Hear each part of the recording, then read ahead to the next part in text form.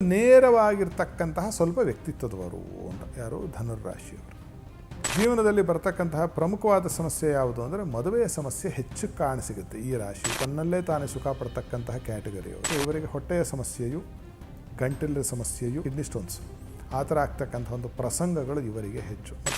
ಅಂಥ ಆರೋಗ್ಯ ಸಮಸ್ಯೆಗೆ ಏನು ಮಾಡಬೇಕು ಅಂದರೆ ಇವರ ನಾಲಿಗೆಯನ್ನು ಸರಿಯಾಗಿ ಹತೋಟಿಯಲ್ಲಿ ಇಟ್ಕೊಳ್ಬೇಕು. ಅಂದರೆ ತಿನ್ನುವುದರ ಬಗ್ಗೆ, ಅಣ್ಣ ತಮ್ಮಂದಿರ ಅಕ್ಕ ತಂಗಿಯರಿಗೆ ಸಹಬಾಳ್ವೆ ಮತ್ತು ಸಹಜೀವನ ಚೆನ್ನಾಗಿರಲಿಕ್ಕೆ ಏನು ಮಾಡಬೇಕು? ಆಂಜನೇಯ ಸ್ವಾಮಿ ಸೇವೆಯನ್ನು ಮಾಡಬೇಕು. ವಿದ್ಯೆಯನ್ನು ಚೆನ್ನಾಗಿ ಗ್ರಹಿಸಲಿಕ್ಕೆ ಏನು ಮಾಡಬೇಕು ಅಂತಂದರೆ ಹಳದಿ ಬಣ್ಣದ ಯಾವುದೇ ತಿನ್ನುವ ಪದಾರ್ಥಗಳನ್ನು, ಅದು ಬಾಳೆಹಣ್ಣಾಗಿರ್ಬೋದು ಅಥವಾ ಮನೆಯಲ್ಲಿ ಮಾಡಿರ್ತಕ್ಕಂಥದ್ದು ಹಳದಿ ಅರಿಶಿನ ಹಾಕಿರ್ತಕ್ಕಂಥ ಚಿತ್ರಾನ್ನ ಆಗಿರ್ಬೋದು ಅಥವಾ ಕೇಸರಿ ಬಾತು ಸ್ವಲ್ಪ ಹಳದಿ ಬರುತ್ತೆ. ಆ ಥರದ ವಸ್ತುಗಳನ್ನು ಸ್ನೇಹಿತ ವರ್ಗದಲ್ಲಿ ಹಂಚಿಕೊಂಡು ತಿಂತಕ್ಕಂಥದ್ದು ಇವರಿಗೆ ವಿದ್ಯೆಗೆ ಬಹಳ ಅನುಕೂಲವನ್ನು ಮಾಡಿ. ಒಳ್ಳೆಯ ಮಕ್ಕಳು ಬೇಕು, ಮಕ್ಕಳ ನಡವಳಿಕೆ ಸರಿ ಹೋಗಬೇಕು ಅಥವಾ ಮಕ್ಕಳ ಆರೋಗ್ಯದಲ್ಲಿ ವೃದ್ಧಿ ಬರಬೇಕು, ಆ ಥರ ಸಮಸ್ಯೆ ಇದೆ ಅನ್ನೋರು ಏನು ಮಾಡಬೇಕು ಅಂದರೆ ಉಗ್ರ ನರಸಿಂಹನ ಆರಾಧನೆಯನ್ನು ಮಾಡಬೇಕು. ಆರೋಗ್ಯದ ಸಮಸ್ಯೆ ಹಿಂದೆ ಹೇಳಿದೆ ನಾನು, ವಿಪರೀತವಾದ ಆರೋಗ್ಯ ಸಮಸ್ಯೆಗೆ ಏನು ಮಾಡಬೇಕು ಅನ್ನೋದು ನಾವಾಗಲೇ ಹೇಳಾಗಿದೆ. ಅದಕ್ಕೆ ಇನ್ನೂ ಒಂದು ಏನು ನಾವು ಸೇರಿಸಿ ಹೇಳಬಹುದು ಅಂತಂದರೆ ಹಸುಗಳಿಗೆ ಏನಾದರೂ ತಿನ್ನಲಿಕ್ಕೆ ಗೋಗ್ರಾಸವನ್ನು ಕೊಡ್ತಕ್ಕಂಥದ್ದು. ಸಗಣಿಯವನ ಹತ್ರ ಸರಸಾಡೋದಕ್ಕಿಂತ ಗಂಧದವನ ಹತ್ರ ಗುದ್ದಾಡೋದ ಮೇಲೂ ಅಂತ. ಇನ್ನು ಗಂಧದವನ ಹತ್ರ ನೀವು ಸ್ನೇಹ ಉಳಿಸ್ಬಿಟ್ರೆ ಗತಿಯನ್ನು ಅತ್ಯದ್ಭುತವಾದ ಫಲ, ಒಳ್ಳೆಯ ಫಲ ಕೊಡುತ್ತೆ. ಆ ರೀತಿಯಾಗಿ ಅಂಥವ್ರು ನಿಮ್ಮ ಮನೆಗೆ ಕರೆದು ಅವರಿಗೆ ಔತಣಕೂಟವನ್ನು ಏರ್ಪಾಡು ಮಾಡ್ತಕ್ಕಂಥದ್ದು, ಊಟವನ್ನು ಹಾಕ್ತಕ್ಕಂಥದ್ದು ಉದ್ಯೋಗ ವ್ಯಾಪಾರ ವ್ಯವಹಾರದಲ್ಲಿ ನಿಮಗೆ ಅತ್ಯಂತ ಶುಭವನ್ನು ಮತ್ತು ಲಾಭವನ್ನು ಉಂಟು ಮಾಡುತ್ತೆ.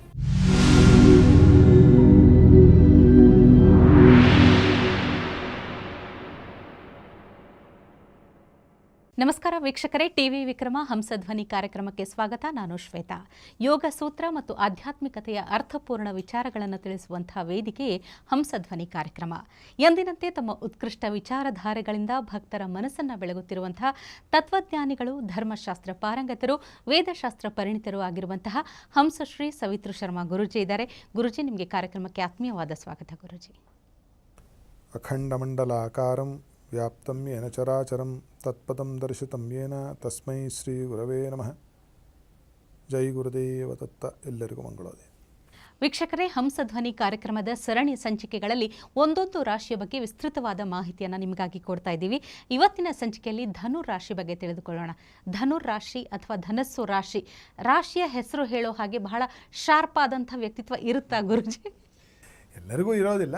ಅದೇನಾಗುತ್ತೆ ಅಂದರೆ ಒಂದು ರಾಶಿಯವರನ್ನು ತೊಗೊಂಡ್ರೆ ಭಾರತ ದೇಶದಲ್ಲಿ 12 ಕೋಟಿ ಜನ ಸಿಕ್ಕೋಗ್ತಾರೆ. 12 ಕೋಟಿ ಜನನೂ ಒಂದೇ ಥರ ಇದ್ದರೆ ವೈವಿಧ್ಯತೆ ಇರೋದಿಲ್ಲ. ಅದು ಬಹಳ ಸೂಕ್ಷ್ಮ ವಿಚಾರ.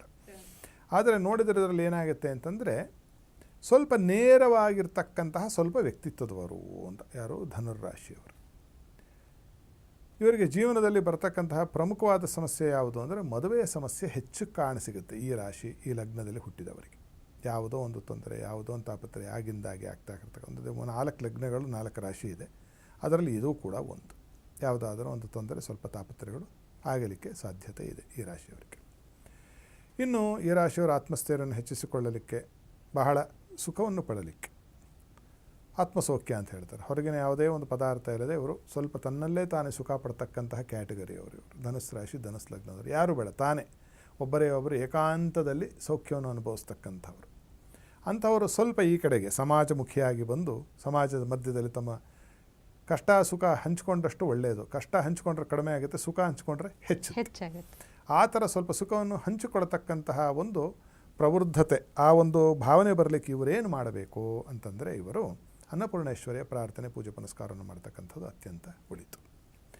ಆರೋಗ್ಯದ ಸಮಸ್ಯೆಯನ್ನು ನೋಡಿದಾಗ ಇವರಿಗೆ ಹೊಟ್ಟೆಯ ಸಮಸ್ಯೆಯು, ಗಂಟಲಿನ ಸಮಸ್ಯೆಯು ಮತ್ತು ಮೂತ್ರಕೃಚ್ಛಾದಿ ರೋಗ, ಅದಕ್ಕೇನು ಹೇಳ್ತಾರೆ ಅಂದರೆ ರೀನಲ್ ಕ್ಯಾಲ್ಕ್ಯುಲೈ ಅಂತಾರೆ, ಕಿಡ್ನಿ ಸ್ಟೋನ್ಸ್ ಆ ಥರ ಆಗ್ತಕ್ಕಂಥ ಒಂದು ಪ್ರಸಂಗಗಳು ಇವರಿಗೆ ಹೆಚ್ಚು. ಮತ್ತು ಡಯಾಬಿಟಿಸು ಬರ್ತಕ್ಕಂಥ ಒಂದು ಯೋಗಗಳು ಕೂಡ ಇವರಿಗೆ ಹೆಚ್ಚು. ಕಣ್ಣಿಗೆ ನೋಡೋಕ್ಕೆ ಸಿಗ್ತಕ್ಕಂಥದ್ದು ಶಾಸ್ತ್ರದಲ್ಲೂ ಇದರ ಬಗ್ಗೆ ಉಲ್ಲೇಖ ಇದೆ. ಅಂಥ ಆರೋಗ್ಯ ಸಮಸ್ಯೆಗೆ ಏನು ಮಾಡಬೇಕು ಅಂದರೆ ಇವರ ನಾಲಿಗೆಯನ್ನು ಸರಿಯಾಗಿ ಹತೋಟಿಯಲ್ಲಿ ಇಟ್ಕೊಳ್ಬೇಕು. ಅಂದರೆ ತಿನ್ನುವುದರ ಬಗ್ಗೆ ಇವರಿಗೆ ಜಿಹ್ವಾ ಚಾಪಲ್ಯ ಜಾಸ್ತಿ ಈ ರಾಶಿ, ಈ ಲಗ್ನದಲ್ಲಿ ಹುಟ್ಟಿದವರಿಗೆ. ಅಂದರೆ ಏನಾಗುತ್ತೆ ಅಂತಂದರೆ ಊಟ ಬಲ್ಲವನಿಗೆ ರೋಗವಿಲ್ಲ ಅಂತ. ಅದರಲ್ಲಿ ಇವರು ಊಟವನ್ನು ಬಹಳ ತುಲನಾತ್ಮಕವಾದ ಒಂದು ಅಧ್ಯಯನ ಅಂತ ಹೇಳ್ತೀವಲ್ಲ, ಆ ಥರ ಏನು ಮಾಡಬೇಕು, ಇದು ತಿಂದರೆ ನನಗೆ ಹಿಡಿಸ್ತಿದೆಯಾ ಇಲ್ಲ. ಒಂದೊಂದು ಇದೇ ರಾಶಿಯಲ್ಲಿ ಹುಟ್ಟಿದವರು ಒಂದು ಪದಾರ್ಥ ಹಿಡಿಸುತ್ತೆ, ಇನ್ನೊಂದು ಹಿಡಿಸೋದಿಲ್ಲ. ಅವರ ದೇಹ ಪ್ರಕೃತಿಯನ್ನು ಅನುಸರಿಸಿ ಆಹಾರದ ಸ್ವೀಕಾರವನ್ನು ಮಾಡ್ತಕ್ಕಂಥದ್ದು ಈ ಆರೋಗ್ಯವನ್ನು ಸುಧಾರಿಸಿಕೊಳ್ಳಲಿಕ್ಕಿರ್ತಕ್ಕಂಥ ಒಳ್ಳೆಯ ಒಂದು ಪರಿಹಾರ. ಇಲ್ಲದೇ ಇದ್ದರೆ ಏನಾಗುತ್ತೆ, ಪದೇ ಪದೇ ಹೊಟ್ಟೆಯ ಸಮಸ್ಯೆ ದೀರ್ಘಕಾಲದವರೆಗೂ ಬಾಧಿಸಿ ಒಂದು ದಿನ ದೊಡ್ಡ ಸಮಸ್ಯೆಗೆ ಈಡು ಮಾಡೀತು ಅಂತಕ್ಕಂಥದ್ದು ನಾವು ಹೇಳಬಹುದು. ಕುಟುಂಬದ ಸಂರಕ್ಷಣೆ, ಹಣಕಾಸಿನ ವೃದ್ಧಿ ಏನು ಮಾಡಬೇಕು? ಎರಡಕ್ಕೂ ಒಂದೇ ಪರಿಹಾರ, ಗುರು ದತ್ತಾತ್ರೇಯರ ಸೇವೆ. ಎಷ್ಟು ದತ್ತರ ಸೇವೆ, ಪೂಜೆ ಪುನಸ್ಕಾರವನ್ನು ಧನುರಾಶಿ ಧನುಲಗ್ನದವರು ಮಾಡ್ತಾರೋ ಅವರಿಗೆ ಜೀವನದಲ್ಲಿ ಅಷ್ಟು ಉತ್ಕೃಷ್ಟವಾಗಿರ್ತಕ್ಕಂತಹ ಕೌಟುಂಬಿಕ ಮತ್ತು ಹಣದ ಒಂದು ಸಲಕರಣೆಗಳು, ಸವಲತ್ತುಗಳು ಉಂಟಾಗ್ತಾ ಹೋಗುತ್ತೆ ಅಂತ ನಾವು ಬಹಳ ಸುಸ್ಪಷ್ಟವಾಗಿ ಹೇಳ್ಬೋದು. ಧೈರ್ಯ, ಸಾಹಸ ಮತ್ತು ಉಪಾಯಗಳು ಫಲಕಾರಿಯಾಗಲಿಕ್ಕೆ, ಅಣ್ಣ ತಮ್ಮಂದಿರು ಅಕ್ಕ ತಂಗಿಯರಿಗೆ ಸಹಬಾಳ್ವೆ ಮತ್ತು ಸಹಜೀವನ ಚೆನ್ನಾಗಿರಲಿಕ್ಕೆ ಏನು ಮಾಡಬೇಕು? ಆಂಜನೇಯ ಸ್ವಾಮಿ ಸೇವೆಯನ್ನು ಮಾಡಬೇಕು. ಹನುಮಂತನ ಸೇವೆ, ಪೂಜೆ ಪುನಸ್ಕಾರವನ್ನು ಮಾಡ್ತಕ್ಕಂಥ, ಸ್ತೋತ್ರದ ಪಠಣೆಯನ್ನು ಮಾಡ್ತಕ್ಕಂಥದ್ದು ಬಹಳ ಸೌಖ್ಯಪ್ರದವಾಗಿರುತ್ತೆ. ಈ ಪರಿಹಾರಗಳಲ್ಲಿ ನಾವು ಸುಮಾರು ದೇವರದ್ದು ಹೇಳ್ತಾರೆ, ದಿನ ಇಷ್ಟು ಮಾಡೋಕ್ಕೆ ಕಾಲ ಎಲ್ಲಿದೆ ಅಂತಕ್ಕಂಥದ್ದು ಜನರಲ್ಲಿ ಬರುತ್ತೆ. ಅದಕ್ಕೆ ಪರಿಹಾರ ಏನು ಅಂದರೆ, ಅದಕ್ಕೆ ಪರಿಹಾರ ಆ ಥರದ ತೊಂದರೆಗಳು ಬಂದಾಗ ಇದನ್ನು ಬಳಸಿಕೊಳ್ಳಿ. ನಾವು ಹೇಳ್ತಕ್ಕಂಥದ್ದು ದಿನ ಎಲ್ಲ ಮಾಡಬೇಕು ಅಂತೇನಿಲ್ಲ, ಅದನ್ನು ಬಳಸ್ಕೊಂಡ್ರೂ ಸಾಕು. ಇನ್ನು ನಾಲ್ಕನೇದು ವಿದ್ಯಾರ್ಥಿಗಳು ವಿದ್ಯೆಯನ್ನು ಚೆನ್ನಾಗಿ ಗ್ರಹಿಸಲಿಕ್ಕೆ ಏನು ಮಾಡಬೇಕು ಅಂತಂದರೆ, ಹಳದಿ ಬಣ್ಣದ ಯಾವುದೇ ತಿನ್ನುವ ಪದಾರ್ಥಗಳನ್ನು, ಅದು ಬಾಳೆಹಣ್ಣಾಗಿರ್ಬೋದು ಅಥವಾ ಮನೆಯಲ್ಲಿ ಮಾಡಿರ್ತಕ್ಕಂಥದ್ದು ಹಳದಿ ಏನು ಅರಿಶಿನ ಹಾಕಿರ್ತಕ್ಕಂಥ ಚಿತ್ರಾನ್ನ ಆಗಿರಬಹುದು, ಅಥವಾ ಕೇಸರಿ ಬಾತು ಸ್ವಲ್ಪ ಹಳದಿ ಬರುತ್ತೆ, ಆ ಥರದ ವಸ್ತುಗಳನ್ನು ಸ್ನೇಹಿತ ವರ್ಗದಲ್ಲಿ ಹಂಚಿಕೊಂಡು ತಿಂತಕ್ಕಂಥದ್ದು ಇವರಿಗೆ ವಿದ್ಯೆಗೆ ಬಹಳ ಅನುಕೂಲವನ್ನು ಮಾಡುತ್ತೆ. ಪುಟಾಣಿ ಮಕ್ಕಳಿದ್ದವ್ರು ಏನು ಮಾಡಬೇಕು ಅಂತಂದ್ರೆ, ಆ ಮಕ್ಕಳಿಗೆ ಈ ಹಳದಿ ಕಲ್ಲರು ಅಥವಾ ಹಳದಿ ಬಣ್ಣದ ಈ ಚಾಕ್ಲೇಟ್ ಈ ಥರದ್ದು ಕೊಟ್ಟು ಕಳಿಸೋದು, ನಿನ್ನ ಸ್ನೇಹಿತರಿಗೆ 4 ಜನಕ್ಕೆ ಕೊಡು, ನೀನು ತಿನ್ನು ಒಂದು ಅಂತ. ಅದು ಮಾಡ್ತಕ್ಕಂಥದ್ದು ಗಮನಾರ್ಹವಾದ ಒಂದು ಬದಲಾವಣೆ ಬಂದಿರತಕ್ಕಂಥದ್ದು ನಾವು ನೋಡಿದ್ದೇವೆ. ಅದನ್ನು ಮಾಡಬಹುದು. ಇನ್ನು ಭೂಮಿ, ಮನೆ ಈ ವಿಚಾರಗಳಲ್ಲಿ ಸೌಖ್ಯ ಮತ್ತು ಹೆಚ್ಚಿನ ಒಂದು ಅನುಕೂಲ ಬೇಕು ಅಂತ ಯಾರಿಗಾದರೂ ಇದ್ದರೆ, ಸಮುದ್ರದ ದಡದಲ್ಲಿ ಇರತಕ್ಕಂತಹ ಯಾವುದಾದರೂ ಗುರುವಿನ ಸನ್ನಿಧಿ ಅಥವಾ ಶಿವನ ಸನ್ನಿಧಿಗೆ ಹೋಗಿ ಪೂಜೆಯನ್ನು ಮಾಡಿಸಿಕೊಂಡು ಹೋಗೋ, ಸಮುದ್ರದ ಒಂದು ಮರಳನ್ನು ಮನೇಲಿ ತಂದಿಟ್ಕೊಳ್ಳೋದು. ಮನೆ ಆಗುವವರೆಗೂ ಆ ಮನೆ ಕಟ್ಟಬೇಕಾದ್ರೆ ಅಥವಾ ಮನೆ ಕೊಂಡಾಗ ಆ ಸಮುದ್ರದ ಒಂದು ಏನು ನೀವು ಮೃತ್ತಿಕೆ ಮಣ್ಣನ್ನು ತಂದಿದ್ದರೆ ಆ ಒಂದು ಮನೆಯ ಬುಡದಲ್ಲಿ ಹಾಕೋದು. ಇದನ್ನು ಮಾಡಿದರೆ ಬಹಳ ಅಭಿವೃದ್ಧಿ ಅವರಿಗೆ ಭೂಮಿಯ ವಿಚಾರದಲ್ಲಿ ಅವರಿಗೆ ಸಂಪ್ರಾಪ್ತವಾಗುತ್ತೆ. ಇನ್ನು ಒಳ್ಳೆಯ ಮಕ್ಕಳು ಬೇಕು, ಮಕ್ಕಳ ನಡವಳಿಕೆ ಸರಿ ಹೋಗಬೇಕು ಅಥವಾ ಮಕ್ಕಳ ಆರೋಗ್ಯದಲ್ಲಿ ವೃದ್ಧಿ ಬರಬೇಕು, ಆ ಥರ ಸಮಸ್ಯೆ ಇದೆ ಅನ್ನೋರು ಏನು ಮಾಡಬೇಕು ಅಂದರೆ, ಉಗ್ರ ನರಸಿಂಹನ ಆರಾಧನೆಯನ್ನು ಮಾಡಬೇಕು. ಲಕ್ಷ್ಮೀ ನರಸಿಂಹ ಅಲ್ಲ, ಉಗ್ರಾವತಾರದ ನರಸಿಂಹ ಸ್ವಾಮಿಯ ಒಂದು ಪೂಜೆ ಪುರಸ್ಕಾರ, ಸ್ತೋತ್ರದ ಪಠನೆ ಇತ್ಯಾದಿಗಳನ್ನು ಮಾಡಿದರೆ ಅವರಿಗೆ ಅತ್ಯದ್ಭುತವಾದ ಫಲಗಳು ಉಂಟಾಗ್ತಕ್ಕಂಥದ್ದು ಕಂಡುಬರುತ್ತೆ. ಆರೋಗ್ಯದ ಸಮಸ್ಯೆ ಹಿಂದೆ ಹೇಳಿದೆ ನಾನು, ವಿಪರೀತವಾದ ಆರೋಗ್ಯ ಸಮಸ್ಯೆಗೆ ಏನು ಮಾಡಬೇಕು ಅನ್ನೋದು ನಾವು ಆಗಲೇ ಹೇಳಾಗಿದೆ. ಅದಕ್ಕೆ ಇನ್ನೂ ಒಂದು ಏನು ನಾವು ಸೇರಿಸಿ ಹೇಳಬಹುದು ಅಂತಂದರೆ, ಹಸುಗಳಿಗೆ ಏನಾದರೂ ತಿನ್ನಲಿಕ್ಕೆ ಗೋಗ್ರಾಸವನ್ನು ಕೊಡ್ತಕ್ಕಂಥದ್ದು. ಪ್ರತಿದಿನ ಕೊಟ್ಟರೆ ಒಳ್ಳೆಯದು. ಪ್ರತಿದಿನ ಕೊಡೋಕ್ಕಾಗದೇ ಇರತಕ್ಕಂಥವ್ರು ವರ್ಷಕ್ಕೆ ಒಂದು ಹಬ್ಬ ಹರಿದ ದಿವಸ ಒಂದು 2-3 ಸತಿ ಆದರೂ ಕೊಟ್ಟರೆ ಆರೋಗ್ಯದಲ್ಲಿ ಗಮನಾರ್ಹವಾದ ಒಂದು ಸುಧಾರಣೆ ಮತ್ತು ಬೆಳವಣಿಗೆ ಉಂಟಾಗುತ್ತೆ. ಆಗಲೇ ಹೇಳಿದೆ, ಮದುವೆಗೆ ದಾಂಪತ್ಯದ ಸ್ವಲ್ಪ ಇವ್ರದ್ದು ಸಮಸ್ಯೆ ಇರತಕ್ಕಂತಹ ಲಗ್ನವೇ ಮತ್ತು ರಾಶಿ ಅಂತ. ಅಂತಹ ದಾಂಪತ್ಯದ ಸಮಸ್ಯೆ ಇರತಕ್ಕಂಥವ್ರು ಅಥವಾ ಮದುವೆ ನಿಧಾನ ಆಗಿದೆ, ವಿಳಂಬ ಆಯಿತು, ಏನಪ್ಪ ಮಾಡಬೇಕು ಅಂತ ಇದ್ದರೆ ಇವರೇನು ಮಾಡಬೇಕು ಅಂತಂದರೆ, ರಾಧಾ ಕೃಷ್ಣ ಒಟ್ಟಿಗೆ ಇರುವ ಯಾವುದಾದ್ರೂ ದೇವಸ್ಥಾನ ಇಡಬೇಕು. ಉತ್ತರ ಭಾರತದಲ್ಲಿ ಉಂಟು. ಆ ರಾಧಾಕೃಷ್ಣ ದೇವಾಲಯದ ಒಂದು ಸಂದರ್ಶನ, ಪೂಜೆ ಪುನಸ್ಕಾರ, ಅಥವಾ ಕೃಷ್ಣಾವತಾರ ಅಂತಕ್ಕಂಥದ್ದು ಅದ್ಭುತವಾದ ಒಂದು ಅವತಾರ. ಶ್ರೀ ಮಹಾವಿಷ್ಣುವಿನ ಪೂರ್ಣಾವತಾರ ಅಂತ ಹೇಳ್ತಾರೆ, ಕೃಷ್ಣನ ಅವತಾರ. ಆ ಕೃಷ್ಣಾವತಾರ ಅಂತ ಹೇಳಿ ಇರ್ತಕ್ಕಂಥದ್ದು ಕೆ ಮುನ್ಷಿ ಅವರು ಅದ್ಭುತವಾಗಿ ಬರೆದಿದ್ದಾರೆ. ಒಂದು 8 ಭಾಗ ಇದೆ. ಅದನ್ನು ಓದ್ತಕ್ಕಂಥದ್ದು, ಅದು ಕನ್ನಡೀಕೃತವೂ ಆಗಿದೆ, ಕನ್ನಡಕ್ಕೂ ಅದನ್ನು ತರ್ಜುಮೆ ಮಾಡಿದ್ದಾರೆ. ಅದನ್ನು ಓದ್ತಕ್ಕಂಥದ್ದು ಮಾಡೋದು ಕೂಡ ದಾಂಪತ್ಯದ ಸಮಸ್ಯೆ ಮತ್ತು ಮದುವೆ ಬೇಗ ಆಗಲಿಕ್ಕೆ ಅವರಿಗೆ ಕಾರಣೀಭೂತ ಆಗುತ್ತೆ. ಆಯುಷ್ಯ ಅಭಿವೃದ್ಧಿಗೆ ಏನು ಮಾಡಬೇಕು ಇವರು ಅಂತಂದರೆ, ಜಲದೇವತೆ ಪೂಜೆಯನ್ನೇ ಮಾಡಬೇಕು ಇವರು ಕೂಡ. ಗಂಗಮ್ಮನ ಪೂಜೆ ಮಾಡೋದು. ಭಾಗ್ಯ, ಲಕ್ ಫ್ಯಾಕ್ಟ್ರ್ ಜಾಸ್ತಿ ಆಗಿಬಿಡಬೇಕು, ನನಗೆ ಅತ್ಯಂತ ಅನುಕೂಲ ಆಗಬೇಕು ಅಂತಂದರೆ, ದಕ್ಷಿಣಕ್ಕೆ ಮುಖ ಮಾಡಿರ್ತಕ್ಕಂತಹ ಶಿವನಾಲಯ ಅಥವಾ ದಕ್ಷಿಣಾಮೂರ್ತಿಯ ದೇವಸ್ಥಾನ, ಎರಡರಲ್ಲಿ ಯಾವುದು ಬೇಕಾದರೂ ಆಗಬಹುದು. ದಕ್ಷಿಣಕ್ಕೆ ಮುಖ ಮಾಡಿರೋ ಶಿವಾಲಯ ಅಥವಾ ದಕ್ಷಿಣಾಮೂರ್ತಿಯ ದೇವಸ್ಥಾನಕ್ಕೆ ಹೋಗಿ ಬಿಲ್ವಾರ್ಚನೆಯನ್ನು ಮಾಡಿಸೋದು ಶಿವನಿಗೆ. ದಕ್ಷಿಣಾಮೂರ್ತಿಗೂ ಬಿಲ್ವಾರ್ಚನೆಯನ್ನು ಮಾಡಿಸ್ತಕ್ಕಂಥದ್ದು ಇವರಿಗೆ ಹೆಚ್ಚಿನ ಒಂದು ಲಕ್ ಫ್ಯಾಕ್ಟರು ಹೆಚ್ಚಿಸಲಿಕ್ಕೆ ಕಾರಣೀಭೂತವಾಗಿರ್ತಕ್ಕಂತಹ ಒಂದು ಪರಿಹಾರವಾಗಿ ಕಂಡುಬರುತ್ತೆ. ಉದ್ಯೋಗ, ವ್ಯಾಪಾರ, ವ್ಯವಹಾರ, ಕೀರ್ತಿ, ಪ್ರತಿಷ್ಠಾದಿಗಳು ಹೆಚ್ಚಬೇಕು, ನಾನು ಚೆನ್ನಾಗಿ ತಳವೂರಬೇಕು, ನನಗೆ ಬಡ್ತಿ ಬೇಕು.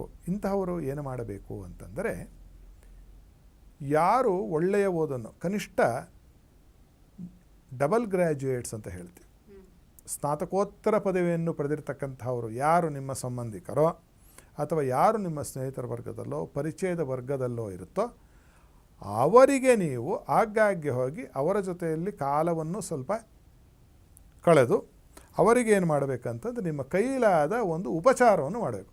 ಉಪಚಾರ ಅಂದ್ರೇನು? ಊಟ. ನಿಮ್ಮನೆ ಕರೆದಾಕಿದ್ರೆ ಇನ್ನೂ ಒಳ್ಳೆಯದು. ಹಬ್ಬ ಹರಿದಿನಗಳನ್ನು ನೆವ ಇಟ್ಕೊಂಡು ಕರೀರಿ ಅಂತವ್ರನ್ನ, ಒಳ್ಳೇದಲ್ವ? ಬುದ್ಧಿವಂತರು ವಿದ್ಯಾವಂತರ ಜೊತೆ ಏನಾಗುತ್ತೆ ಅಂತ ಹೇಳ್ತಾರೆ. ಒಂದು ಹಳ್ಳಿಯಲ್ಲೊಂದು ಗಾದೆ ಏನು ಹೇಳ್ತಾರೆ ಅಂದರೆ, ಸಗಣಿಯವನ ಹತ್ರ ಸರಸಾಡೋದಕ್ಕಿಂತ ಗಂಧದವನ ಹತ್ರ ಗುದ್ದಾಡೋದ ಮೇಲೂ ಅಂತ. ಇನ್ನು ಗಂಧದವನ ಹತ್ರ ನೀವು ಸ್ನೇಹ ಉಳಿಸ್ಬಿಟ್ರೆ ಗತಿ ಏನು? ಅತ್ಯದ್ಭುತವಾದ ಫಲ, ಒಳ್ಳೆಯ ಫಲ ಕೊಡುತ್ತೆ. ಆ ರೀತಿಯಾಗಿ ಅಂಥವ್ರು ನಿಮ್ಮ ಮನೆಗೆ ಕರೆದು ಅವರಿಗೆ ಔತಣಕೂಟವನ್ನು ಏರ್ಪಾಡು ಮಾಡ್ತಕ್ಕಂಥದ್ದು, ಊಟವನ್ನು ಹಾಕ್ತಕ್ಕಂಥದ್ದು ಉದ್ಯೋಗ ವ್ಯಾಪಾರ ವ್ಯವಹಾರದಲ್ಲಿ ನಿಮಗೆ ಅತ್ಯಂತ ಶುಭವನ್ನು ಮತ್ತು ಲಾಭವನ್ನು ಉಂಟು ಮಾಡುತ್ತೆ. ಲಾಭಾಂಶ ಹೆಚ್ಚಬೇಕು ಏನು ಮಾಡಬೇಕು ಅಂತಂದರೆ, ನಿಮ್ಮ ಅಕ್ಕ ಭಗಿನಿ ಜೊತೆಯಲ್ಲಿ ಹುಟ್ಟಿರ್ತಕ್ಕಂತಹ ನಿಮ್ಮ ದೊಡ್ಡ ಅಕ್ಕ, ಒಬ್ಬರೋ ಇಬ್ಬರೋ 3 ಜನ, ಅಂಥವರಿಗೆ ನಿಮ್ಮ ಕೈಲಾಗಿರ್ತಕ್ಕಂತಹ ಒಂದು ಬೆಳ್ಳಿಯ ಪದಾರ್ಥವನ್ನು ಕೊಡೋದು. ಯಾವುದಾದ್ರೂ ಬೆಳ್ಳಿಯ ಪದಾರ್ಥ ಆಗಬಹುದು, ಚಿಕ್ಕ ಪುಟ್ಟ ಆಗಿರಬಹುದು, ಆ ಥರ ಕೊಡ್ತಕ್ಕಂಥದ್ದು. ಅಥವಾ ಆಕೆ ಇಷ್ಟಪಡ್ತಕ್ಕಂತಹ ಖಾದ್ಯವನ್ನು ಮಾಡಿಕೊಂಡು ಹೋಗಿ ಆಕೆಗೆ ಕೊಡ್ತಕ್ಕಂಥದ್ದು ಮಾಡಿದರೆ ನೋಡಿ ಲಾಭದ ಅಂಶ ಅತ್ಯಂತ ಚೆನ್ನಾಗಿ ಹೆಚ್ಚುತ್ತೆ. ಖರ್ಚಾಗಬಾರ್ದು, ನಮಗೆ ವೆಚ್ಚ ಆಗಬಾರ್ದು, ನಮಗೆ ಬಹಳ ಒಳಿತಾಗಬೇಕು ಅಂತಕ್ಕಂಥವ್ರು ಏನು ಮಾಡಬೇಕು ಅಂತಂದರೆ, ನಾಯಿಗಳಿಗೆ ಪ್ರತಿನಿತ್ಯವೂ ಸುಟ್ಟಿರುವ ರೊಟ್ಟಿಯನ್ನು ಹಾಕಬೇಕು. ರೊಟ್ಟಿ ಮಾಮೂಲಿ ರೊಟ್ಟಿ ಅಲ್ಲ. ಈ ಕೆಲವು ಸತಿ ಜಾಸ್ತಿ ಸುಟ್ಟೋಗುತ್ತೆ. ಅಕ್ಕಿ ರೊಟ್ಟಿನೋ ರಾಗಿ ರೊಟ್ಟಿನೋ ನಾವು ತಟ್ಟದಾಗ ಬಾಣಲಿಯಲ್ಲೋ ಅದು ಸುಟ್ಟು ಕಪ್ಪು ಹತ್ತಿರುತ್ತಲ್ಲ, ಆ ಥರದ ಒಂದು ರೊಟ್ಟಿಯನ್ನು ನೀವು ಬೇಕು ಅಂತ ಡೆಲಿಬರೇಟಾಗಿ ಅದನ್ನು ನೀವು ಸುಟ್ಟು, ತೀರ್ತಿ ಸುಡಬಾರ್ದು, ಪಾಪ ತಿನ್ನೋಕ್ಕಾಗದೇ ಇರ್ತಾರೆ, ಸ್ವಲ್ಪ ಕಪ್ಪಾಗೋ ರೀತಿಯಲ್ಲಿ ಮಾಡಿ ಅಂತಹ ಒಂದು ನಾಯಿಗಳಿಗೆ ಹಾಕ್ತಕ್ಕಂಥದ್ದು ನಿಮಗೆ ಖರ್ಚು ವೆಚ್ಚಿನ ಒಂದು ವಿಚಾರದಲ್ಲಿ ನಿಮಗೆ ಕಡಿಮೆಯಾಗಿ ಜೀವನ ಸುಖಮಯವಾಗುತ್ತೆ ಅಂತಕ್ಕಂಥದ್ದನ್ನು ಹೇಳಬಹುದಾಗಿ. ಖಂಡಿತ ಗುರುಜಿ. ಧನುರ್ ರಾಶಿಯಲ್ಲಿ ಹುಟ್ಟಿದಂಥ, ಧನುರ್ ಲಗ್ನದಲ್ಲಿ ಹುಟ್ಟಿದಂಥ ಪ್ರತಿಯೊಬ್ಬರಿಗೂ ಕೂಡ ಏನೆಲ್ಲ ಪರಿಹಾರಗಳಿದೆ ಅನ್ನೋದನ್ನು ತಿಳಿಸ್ಕೊಟ್ಟಿದ್ದೀರಿ. ಧನ್ಯವಾದಗಳು ಗುರುಜಿ. ಸರ್ವೇ ಜನಾಃ ಸುಖಿನೋ ಭವಂತು, ಸಮಸ್ತ ಸನ್ಮಂಗಳಾನಿ ಭವಂತು. ವೀಕ್ಷಕರೇ, ಇವತ್ತಿನ ಸಂಚಿಕೆಯಲ್ಲಿ ಧನುರ್ ರಾಶಿ, ಧನು ಲಗ್ನದಲ್ಲಿ ಹುಟ್ಟಿದಂಥವರಿಗೆ ಏನೆಲ್ಲ ಪರಿಹಾರಗಳಿದೆ ಅನ್ನೋದನ್ನು ತಿಳಿದುಕೊಂಡ್ವಿ. ಗುರೂಜಿಗಳನ್ನು ನೇರವಾಗಿ ಭೇಟಿಯಾಗಬೇಕು, ನಿಮ್ಮ ವೈಯಕ್ತಿಕ ಸಮಸ್ಯೆಗಳಿಗೆ ಪರಿಹಾರ ಕಂಡುಕೊಳ್ಳಬೇಕು ಎಂದಾದಲ್ಲಿ ನಮ್ಮ ಸ್ಕ್ರೀನ್ ಮೇಲೆ ಇರುವಂಥ ನಂಬರನ್ನು ಕಾಂಟ್ಯಾಕ್ಟ್ ಮಾಡಬಹುದು. ಮುಂದಿನ ಸಂಚಿಕೆಯಲ್ಲಿ ಮತ್ತೊಂದು ರಾಶಿಯ ಬಗ್ಗೆ ತಿಳಿದುಕೊಳ್ಳೋಣ. ನಮಸ್ಕಾರ. ಟಿವಿ ವಿಕ್ರಮ, ದೇಶ ನಿಮ್ಮ ಕೈಯಲ್ಲಿ. ಈ ಕಾರ್ಯಕ್ರಮ ನಿಮಗೆ ಇಷ್ಟ ಆಗಿದ್ದಲ್ಲಿ ಲೈಕ್, ಶೇರ್ ಹಾಗೂ ಕಮೆಂಟ್ ಮಾಡಿ. ಟಿವಿ ವಿಕ್ರಮದ ಕಾರ್ಯಕ್ರಮಗಳನ್ನು ನಿರಂತರವಾಗಿ ವೀಕ್ಷಿಸಲು ಸಬ್ಸ್ಕ್ರೈಬ್ ಮಾಡಿ, ಬೆಲ್ ಐಕನ್ ಒತ್ತಿ.